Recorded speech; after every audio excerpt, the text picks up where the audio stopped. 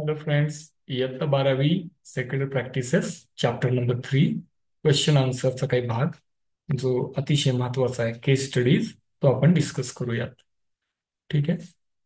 So very first case study is EVA Limited company's capital structure is made up of 1 lakh equity shares having face value of rupees 10 each.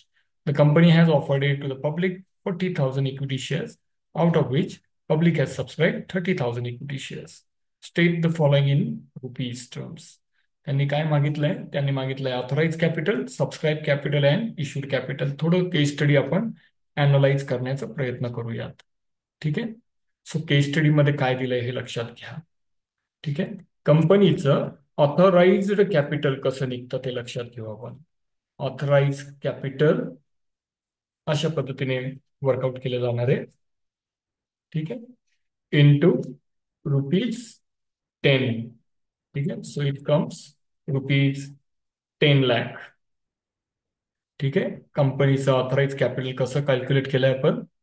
1 lakh shares. ठीक आहे. 10 रुपयाचा एक share आहे म्हणजे 10 लाख रुपये.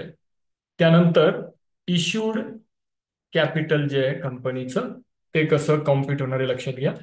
पब्लिकला 40,000 shares कंपनीने काय केलेत? सोल्ड आउट केलेले आहेत. एका शेअरची किंमत 10 रुपये. तर एकंदरीत 4 लाख रुपयाचे शेअर्स कंपनीने इश्यू केलेले आहेत. आणि लोकांनी किती रुपयाचे खरेदी केलेत जरा पाहाल का? सबस्क्राईब्ड कॅपिटल चेक करा. सबस्क्राईब्ड कॅपिटल कंपनीचं लोकांनी फक्त 30,000 शेअर्स खरेदी केले 40,000पैकी. आणि त्यामुळे 3 लाख रुपयाचे शेअर्स जे आहेत ते लोकांनी काय केलेत? खरेदी केलेले आहेत. ठीक आहे. So these are the actually answer. पण हे उत्तर आपण कसं लिहायचं हे आपल्याला कळलं पाहिजे. ठीक आहे. त्यामुळे एकदा स्क्रीनवर जे लिहिलं आहे ते डिस्कस करून पाहूयात. की 1 लाख शेअर कंपनीचं जे आहे, 1 लाख शेअर्सचं ते ऑथराइज कॅपिटल आहे. इंटू रुपीज 10 केलं तर 10 लाख रुपयानं. इश्यूड कॅपिटल इज 40,000 शेअर्स, जेवढे शेअर्स पब्लिकला ऑफर केले होते कंपनीने, इंटू 10 केलं तर 4 लाख रुपये इज अ इश्यूड कॅपिटल. आणि लोकांनी 40,000पैकी फक्त 30,000चे शेअर्स खरेदी केलेत. 30,000 शेअर्स खरेदी केलेत 10 रुपयाप्रमाणे. That it comes to rupees 3 lakh.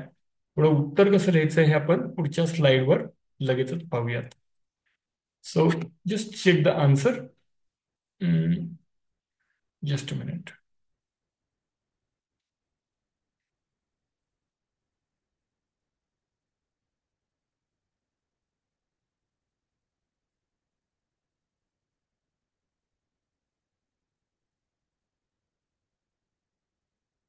Answer पाहूयात पुढच्या स्लाइडवर आपण कशा पद्धतीने प्रेझेंट करायचंय उत्तर तुम्हाला. ठीक आहे. So next slide. See the answer how it has to B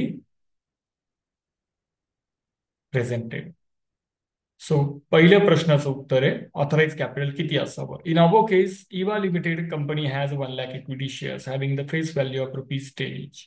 1 lakh shares आहेत कंपनीकडे. 10 रुपयाचं एक शेअर आहे. म्हणजेच कंपनीला जास्तीत जास्त 10 लाख रुपयाचं भांडवल उभं करण्याची परवानगी आहे.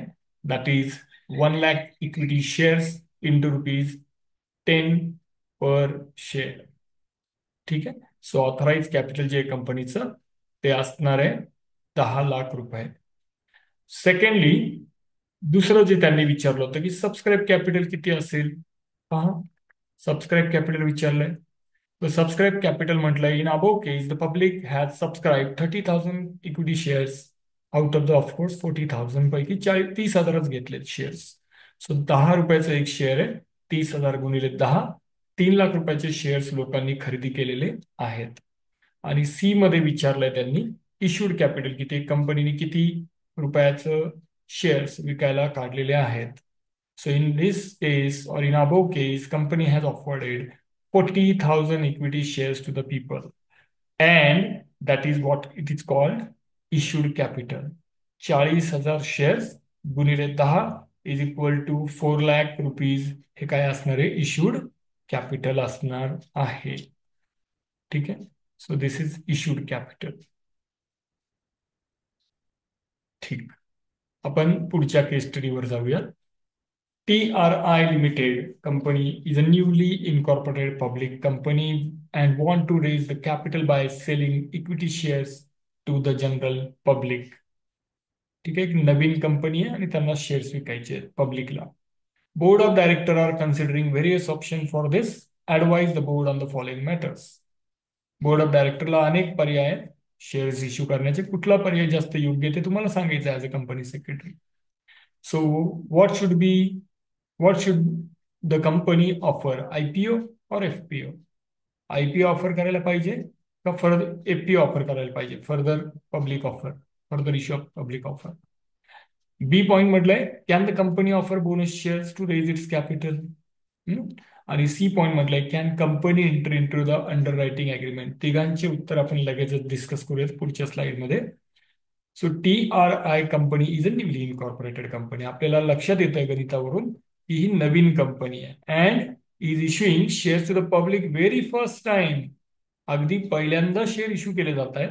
हेन्स कंपनीने इनिशियल पब्लिक ऑफरने शेअर काय केले पाहिजे, मार्केटमध्ये इश्यू केले पाहिजे लोकांना. IPO, not FPO. ठीक आहे. FPO नको, IPO. ठीक आहे. जेव्हा पहिल्यांदा शेअर विकले जातील पब्लिकला तेव्हा न्यूली इनकॉर्पोरेटेड कंपनीच्या बाबतीत, जी नव्याने कंपनी सुरू झाली तिच्या बाबतीत इनिशियल पब्लिक ऑफर म्हणजे IPO याद्वारे शेअर इश्यू केले जातात. अच्छा, ही कंपनी बोनस इश्यू करू शकते का, बोनस शेअर्स, बोनस शेअर देऊ शकते का? बी पॉइंट बघा उत्तर दिलंय.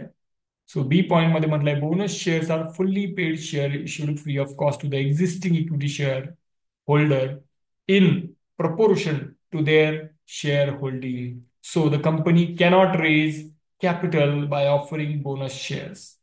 बोनस शेअर्स कोणाला इश्यू केले जातात? लक्षात घ्या, नवीन कंपनी आहे. नवीन कंपनी बोनस शेअर इश्यू नाही करू शकत. का? कारण बोनस शेअर इश्यू करायला काहीतरी प्रोव्हिजन आहे आपल्याकडे कंपनी कायद्यामध्ये. ती प्रोव्हिजन म्हणते की bonus shares should be fully paid issued. Fully paid shares पाहिजे बोनस शेअर्स आणि इश्यू केले पाहिजे. कसे? Free of cost. कोणाला? एक्झिस्टिंग इक्विटी शेअर होल्डरला. कसे इश्यू करायचे? In proportion of their share holding. समजा एखाद्याकडे 5 शेअर असेल तर कंपनी 3 शेअर देणारे बोनस. तर 5-3 हे काय झालं? प्रपोर्शन. ठीक आहे. एखाद्याकडे 3 असतील तर कंपनी 1 देणार आहे. 3 शेअरच्या बदल्यात 1 शेअर म्हणजे 3:1. हे काय झालं? Proportion to their share holding. असे बोनस शेअर दिले जातात आणि बोनस शेअर्स कंपनी सुरुवात केल्या इश्यू केले जाऊ शकत नाही. तिसरा जो प्रश्न आहे ते असं म्हटलंय की can the company enter into the underwriting agreement. So company can enter into the underwriting agreement by paying them commission. आपण मागे वर्गात असताना बोललो होतो की जर शेअर इश्यू करत असतील अंडर रायटरला तर 5% कमिशन अंडर रायटरला द्यावं लागतं कंपनीने. आणि जर डिबेंचर इश्यू केले जात असतील अंडर रायटरच्या माध्यमातून तर 2.5% कमिशन कंपनीने अंडर रायटरला देणं आवश्यक आहे in case of debenture issue. So underwriter काय करतात? Underwriter assures the company to take up unsold shares or securities so the company is able to raise its minimum subscription. Underwriter जर पब्लिकने shares खरेदी केले नाही तर असे shares under writer स्वतः कंपनीच्या साठी खरेदी करतात आणि त्यांचं मिनिमम सबस्क्रिप्शन जे आहे ते पूर्ण करण्यासाठी ते हातभार लावतात. असं आपण वर्गातून डिस्कस केलेलं आहे. पुढची जी केस आहे ती अशी आहे. Silver limited a company has recently come out with its public offer through FPO, further public offer. Further, second time they are issuing the shares or maybe third time. Their issue was oversubscribed. त्यांचे shares जास्त खरेदी केले गेलेत FPOच्या मध्ये.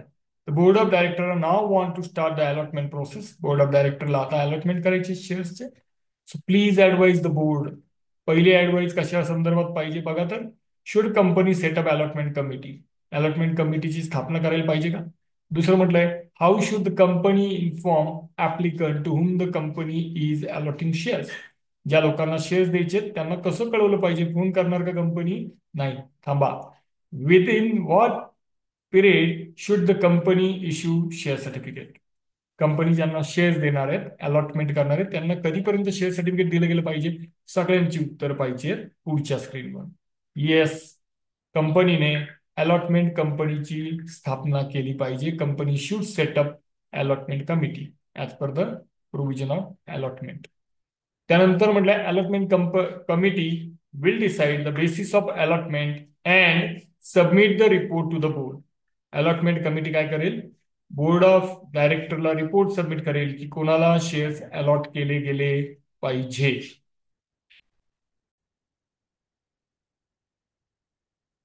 दुसऱ्या प्रश्नाचं उत्तर आहे की कंपनीनी कशा पद्धतीने अलॉटमेंट केली पाहिजे. पहा तर काय प्रश्न आहे, कशा पद्धतीने कळवलं पाहिजे अलॉटमेंटच्या संदर्भात.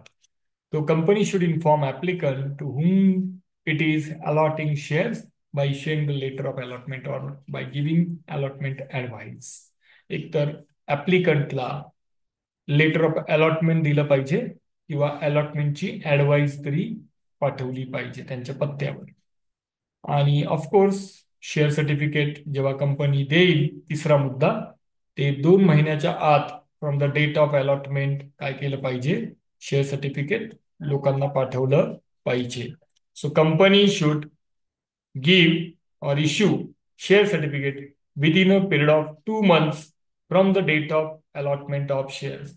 अलॉटमेंट झाल्यानंतर 2 महिन्याच्या आतमध्ये कंपनीने शेअर सर्टिफिकेट पाठवले पाहिजे. पुढचा प्रश्न आहे, red tube limited has made a demand on it's shareholder to pay the balance unpaid amount of ₹20 per share having a face value of ₹100 held by them. The company has sent letter asking shareholder to pay the money to its banker within the specified period of time. Red tube limited नावाची company आहे ज्यांनी unpaid amount म्हणजे शेअर्सच्या ₹20 काही पैसे राहिलेले आहेत, ₹100 face value पैकी ते मागितलेत. आणि कंपनीने त्या संदर्भात शेअर होल्डरला पत्र पाठवलंय आणि ते पैसे बँकेकडे जमा करा वेळेत असं कळवलंय. पहिला प्रश्न आहे, are the share holder liable to pay ₹20 per share held by them? जे काही शेअर्स एखाद्या शेअर होल्डरकडे असतील त्याच्या मागे त्यांनी ₹20 इन्स्टॉलमेंट जो आहे तो द्यायला पाहिजे का? म्हणजे थोडक्यात कॉल मनी. हा, ते सांगितलंय. दुसरं म्हटलंय, name the letter sent by the company to the share holder asking them to pay the ₹20. कुठलं असं पत्र आहे की जे कंपनीने शेअर होल्डरला पाठवलं पाहिजे ₹20 मागण्यासाठी पर शेअर? आणि तिसरं म्हटलंय, what happens if share holder fail to pay the money within the specific period of time? काय होईल जर शेअर होल्डरनी ₹20 प्रत्येक शेअर्सच्या मागे जर कंपनीला वेळेत दिले नाहीत तर? तिघांची उत्तर आपल्याला अकाउंट्स मध्ये आणि एसपी मध्ये दोन्हीकडे डिस्कस करून झाले, तरी पाहूयात उत्तर काय. Yes, shareholder are liable to pay ₹20 for the shares held by them. ₹20 share होल्डरने दिले पाहिजे. This is because it is the responsibility of the every shareholder to pay the call money as demanded by the company. कंपनीने call मनीचे पैसे प्रत्येक share होल्डरला दिलेच पाहिजे. आपण issue of शेअर्सच्या टॉपिकमध्ये सुद्धा हे डिस्कस केलेलं आहे. सेकंड, कुठलं पत्र पाठवलं पाहिजे बघा बरं. सेकंड प्रश्नाचं उत्तर बघा, B point. The company has to send call letter to the share holder for the payment of the call money. This letter is sent by ordinary post. कंपनीने सगळ्या सभासदांना कॉल मनी साठी पत्र, कॉल लेटर नावाचं एक पत्र पाठवलं पाहिजे ऑर्डिनरी पोस्ट, साध्या पोस्टाने. खर्च कमी येतो ना, साध्या पोस्टाने पाठवा. तिसरं, if share holder fail to pay the money within the specific period of time, call money जर शेअर होल्डर देऊ शकले नाही तर शेअर फोरफिट होतात. हा, then company send warning letter, company त्यांना वॉर्निंग देते, त्याचं एक पत्र पाठवते. आणि त्यानंतर and after that company can forfeit cancel share of the share holder. Share होल्डरचे शेअर्स कॅन्सल आउट केले जाऊ शकतात. मग आपण फोरफिचरच्या जर्नल एंट्री पास केल्यात अकाउंट्समध्ये, ठीक आहे, ते करावं लागतं. सोपे प्रश्न आहेत, फक्त प्रेझेंटेशनच्या हिशोबाने तुम्हाला 2-2 लाईन पाठ कराव्या लागणार आहेत छानपैकी.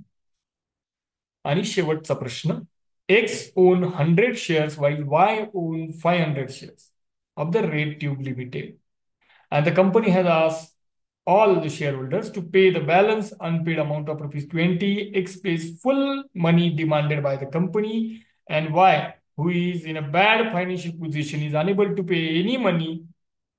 कळतंय ना?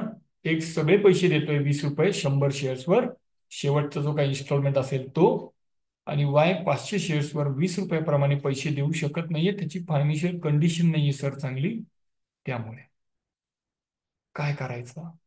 पहिला प्रश्न आहे, can the company forfeit the share of Y? Of course yes. Can the company forfeit shares of S? No. Can X transfer shares? Of course yes. पहा उत्तर. पहिला प्रश्न आहे, त्याचं उत्तर पहा. In above case, Y own 500 shares and unable to pay the any money due to the bad condition किंवा bad position. Y 500 शेअर्सवर 20 रुपयाप्रमाणे कॉल मनी देऊ शकत नाहीये, फायनान्शियल पोझिशन नाही त्याची, त्यामुळे. And therefore the company can forfeit the share of mister Y. वायचे शेअर्स काय केले जाऊ शकतात? कॅन्सल आउट केले जाऊ शकतात, फॉरफिट केले जाऊ शकतात, हे लक्षात घ्या. त्यानंतर दुसऱ्या प्रश्नाचं उत्तर दिलंय. इन अबो केस, एक्स ज्याच्याकडे 100 शेअर्स आहेत, owns 100 shares and pays the full money demanded by the company. पूर्ण पैसे देतोय, मग कसं कसं काय फॉरफिट करणार company? Therefore company cannot forfeit the shares of X. जर एक्स 100 शेअर्सवर सगळे पैसे देऊन टाकतोय कंपनीचे, तर 100 शेअर्सवर एक्सचे शेअर्सचे जे काही पैसे मिळालेत, त्यामुळे कंपनी एक्सचे शेअर्स कॅन्सल म्हणजेच फॉरफिट करू शकत नाही. ठीक आहे. आणि एक्स इतर कुठल्याही व्यक्तीला शेअर्स ट्रान्सफर करू शकतो का, असा प्रश्न आहे. सो प्रश्नाचं उत्तर असं आहे, yes, X can transfer his shares. For this एक्सला काय करावं लागेल? Has to fill up a form for renunciation. शेअर्स सोडून देण्यासाठी, हक्क सोडून देण्यासाठी शेअर्सवरचं त्याला एक फॉर्म भरावा लागेल. And have to submit it with the original copy of letter of allotment to the company. त्याला जे रिन्युसिएशनसाठी जो अर्ज आहे शेअर्स हक्क सोडसाठी, तो अर्ज भरावा लागेल, आणि एक अलॉटमेंटचं पत्र जी कॉपी आहे त्याची त्याची ओरिजिनल कॉपी त्याला जोडावी लागेल. And after approval of the board of डायरेक्टरच्या परवानगीनंतर, secretary enter the name of the new allottee in the application and in the allotment list. हे असं अर्ज करावं लागेल की मला शेअर्स एक्सनी सपोज एखाद्या व्यक्तीला ट्रान्सफर करायचे असेल, तर अर्ज करावा लागेल त्या व्यक्तीच्या नावे की अमुक अमुक व्यक्तीला मला शेअर ट्रान्सफर करायचे आहेत. मग त्याच्या पत्राची कॉपी सोबत त्याला अलॉटमेंटचं लेटरची ओरिजिनल कॉपी जोडावी लागेल. ती कॉपी बोर्ड ऑफ डायरेक्टरला पाठवावी लागेल कंपनीच्या. ती copy board of director approve करतील. मग कंपनीचा जो सेक्रेटरी आहे तो नवीन व्यक्तीचं नाव त्या शेअर्सच्या सोबत काय करेल? जोडेल, है ना, आणि अलॉटमेंटच्या लिस्टमध्ये त्या नवीन व्यक्तीचं नाव इन्सर्ट करेल. तर हे काही केस स्टडीज होते जे आपण डिस्कस केले. शेवटी काही प्रश्न असतील तुमचे तर मला नक्की विचारा. आपण कॉमर्स आणि MBA चे क्लासेस असं सध्या घेत आहोत. त्या व्यतिरिक्त CA, CS आणि CMA या कोर्सेसचे फाउंडेशनच्या बॅचेस सुद्धा भविष्यात आपलं घेण्याचं नियोजित आहे. तुम्ही मला खालील क्रमांकावर नवभारत प्रोफेशनल अकॅडमी यावर संपर्क करू शकता. आणि तुमच्या बोर्डाच्या परीक्षेसाठी तुम्हाला पुन्हा एकदा खूप खूप शुभेच्छा.